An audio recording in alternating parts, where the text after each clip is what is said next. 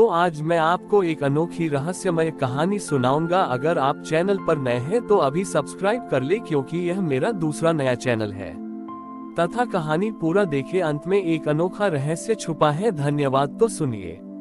एक समय की बात है, एक शहर में बहुत ही प्रसिद्ध मूर्तिकार रहता था, जिसका नाम था माधव।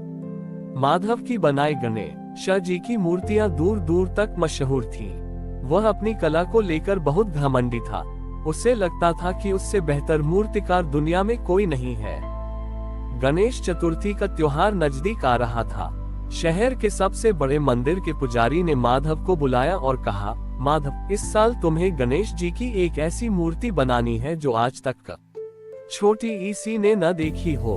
यह मूर्ति ऐसी होनी चाहिए कि इसमें गणेश जी की सच्ची दिव्यता झलकती हो। माधव ने गर्व से कहा, गुरुदेव, आप चिंता न करें।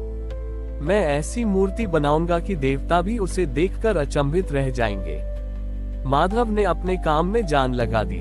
वह दिन रात एक सुंदर मूर्ति बनाने में जुटा रहा। उसने मूर्ति के हर हिस्से पर बारीकी से काम किया। 1 महीना हो गया और मूर्ति बनकर तैयार थी। वह सोने चांदी से सजी थी, उसमें हीरे मोती जड़े थे और उसकी चमक आंखों को चकाचौंध कर रही थी। माधव को यकीन था कि यही मूर्ति सबसे अच्छी है। लेकिन जब वह मूर्ति को अंतिम रूप देने लगा तो एक अजीब घटना घटी। उसने देखा कि मूर्ति में कोई जान नहीं है। वह बहुत सुंदर तो थी, पर उसमें दिव्यता नहीं थी। माधव ने मूर्ति को फिर से तराशा, उसे और सजाया, लेकिन कोई फायदा नहीं हुआ। मूर्ति वैसी ही निष्प्राण रही।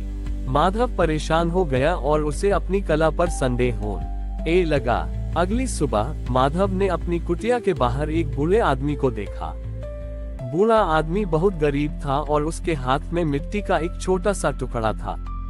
उसने माधव से पूछा, बेटा, क्या तुम मुझे सिखा सकते हो कि इस मिट्टी से गणेश जी की एक छोटी सी मूर्ति कैसे बनाते हैं? उद्धरण चिन्ह। माधव ने बूढ़े की बात सुनकर सोचा कि यह तो उसका अपमान है, लेकिन उसकी हालत देखकर उसने बूढ़े से कहा, ठीक है, मैं तुम्हें सिखाता हूँ। माधव ने बूढ़े को मिट्टी को गूंथना, उसे आकार देना और उसमें गणेश जी के रूप को भरना सिखाया। बूढ़ा आदमी हर बात को बड़े ध्यान से सुन रहा था। जब वह मूर्ति बनाने लगा तो उसके हाथ कांपने लगे। उसने रोते हुए कहा, बेटा, मेरे हाथ तो अब थक गए हैं। मैं गणेश जी की वैसी मूर्ति नहीं बना पा रहा हूँ जैसी मैंने अपने सपने में देखी थी।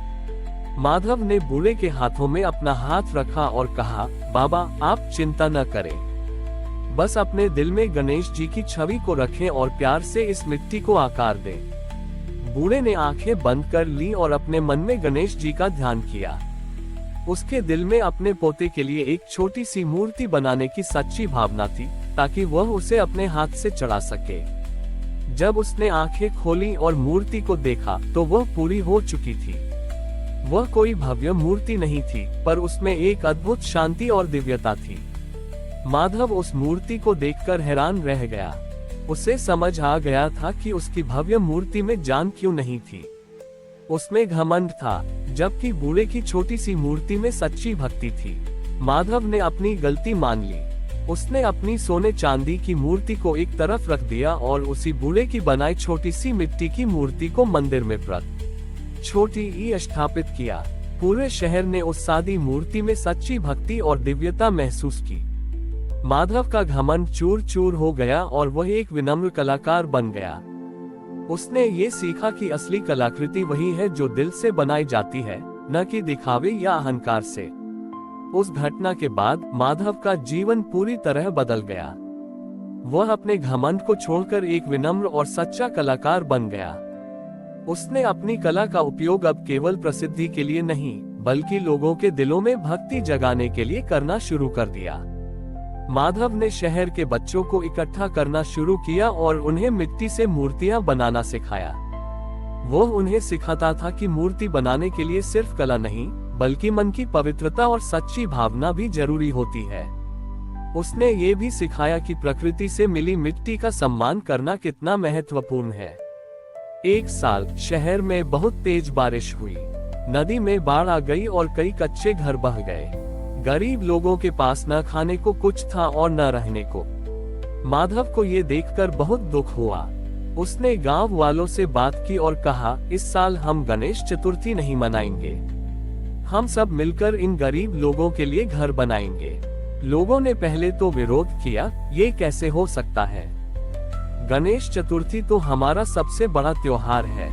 माधव ने उन्हें समझाया, भगवान गणेश सबसे पहले अपने भक्तों की सेवा से खुश होते हैं। अगर हमारे भाई बहन दुखी और बेघर हैं, तो हमारी पूजा कैसे स्वीकार होगी? उद्धरण चिन्ह। माधव की बात सुनकर सब सहमत हो गए। उन्होंने अपने उत्सव के पैसे और समय को जरूरतमंदों की मदद में लगाया। माधव ने अपनी मूर्तिकारी की कला का इस्तेमाल घर बनाने में किया। उसने और गांव वालों ने मिलकर बाढ़ पीड़ितों के लिए छोटे छोटे लेकिन मजबूत घर बनाए। गणेश चतुर्थी के दिन जब सारे घर बनकर तैयार हुए तो वे बहुत खुश थे। उन्होंने घर में ही एक छोटी सी मिट्टी की गणेश जी की मूर्ति बनाई और उसकी पूजा की। उस दिन लोगों ने महसूस किया कि सच्ची पूजा सिर्फ आरती या भोग से नहीं होती, बल्कि दूसरों की मदद करने और उनके दुख में साथ देने से होती है। और उसी दिन माधव ने अपने जीवन का सबसे बड़ा सच पाया। उसने अपनी कला को मानवता की सेवा में समर्पित कर दिया। अब वह सिर्फ मूर्तियां नहीं, बल्कि लोगों के दिलों में उम्मीद और सेवा की भावना जगाने का काम करने लगा। शहर में बाढ़ पीड़ितों की मदद करने की माधव की पहल ने पूरे राज्य में एक नई मिसाल कायम की। उसकी कहानी दूर दूर तक फैल गई और लोग गणेश जी के भक्त के रूप में माधव और उसके गांव के लोगों की प्रशंसा करने लगे। एक दिन राज्य का राजा माधव से मिलने आया। राजा ने माधव की सादगी और सेवा भाव को देखकर बहुत प्रभावित हुआ। उसने माधव से कहा, माधव, मैंने सुना है कि आप अपनी कला से सिर्फ मूर्तियां नहीं, बल्कि लोगों के दिलों को भी जोड़ते हैं। मैं चाहता हूं कि आप मेरे राज्य के लिए काम करें।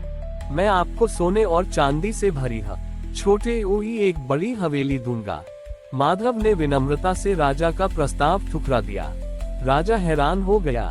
उसने पूछा, क्या तुम्हें धन और सम्मान की इच्छा नहीं है? माधव ने मुस्कुराते हुए कहा, महाराज, मुझे धन और सम्मान की नहीं, बल्कि अपने लोगों के प्यार और सेवा की इच्छा है। मेरी सबसे बड़ी हवेली वह है जहां लोग खुश बड़ी ही से रहते हैं, और मेरा सबसे बड़ा धन वह है जो मैं दूसरों को दे सकता हूँ। राजा को माधव की बात समझ आ गई। उसने माधव को जबरदस्ती करने के बजाय उससे सीखा। राजा ने अपने राज्य में एक नई नीति शुरू की। उसने आदेश दिया कि हर साल गणेश चतुर्थी के दौरान लोग अपनी इच्छा से गरीबों और जरूरतमंदों की मदद करेंगे। जो बड़ी ही सबसे अधिक गरीबों की मदद करेगा, उसे राज्य में विशेष सम्मान मिलेगा। इस नई नीति से राज्य में सेवा और भाईचारे की भावना फैल गई। लोग अब दिखावे के लिए नहीं, बल्कि सच्चे दिल से मदद करने लगे। और इस सब की शुरुआत एक मूर्तिकार के बदले हुए दिल और एक छोटी सी मिट्टी की मूर्ति से हुई थी, जिसने ही ये सिखाया कि सच्ची दिव्यता और भक्ति मंदिरों में नहीं, बल्कि लोगों के कर्मों में होती है। हमारी और भी आध्यात्मिक एवं अनोखी कहानियां देखने के लिए हमारे चैनल पर जाएं तथा धार्मिक एवं पौराणिक अनोखी कहानियां हमारे चैनल पर है। कृपया जाके देखें तथा हमारे चैनल को सब्सक्राइब करके रखें और वीडियो लाइक जरूर करें। धन्यवाद।